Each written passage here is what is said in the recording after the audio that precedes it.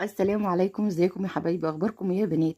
وحشتوني والله العظيم، بقالي كتير جدا ما عملتش معاكم فيديوهات للحقن المجهري، فسامحوني على تقصيري. وان شاء الله الفتره اللي جايه بناء على طلبات بنات كتيره جدا على الواتس معايا وفي التعليقات هنا طالبين مني يا ام اياد اعملي لنا فيديوهات للحقن المجهري بالله عليكي.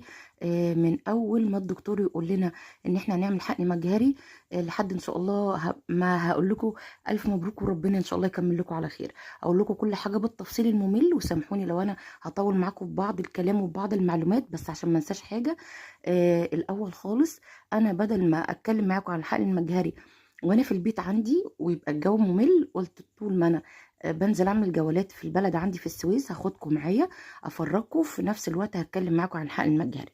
نبتدي على طول، نسمي بسم الله ونصلي على الرسول. اول حاجه تفكري فيها اول ما الدكتور يقولك هنبدا على بركه الله نعمل حقن مجهري ونتابع وناخد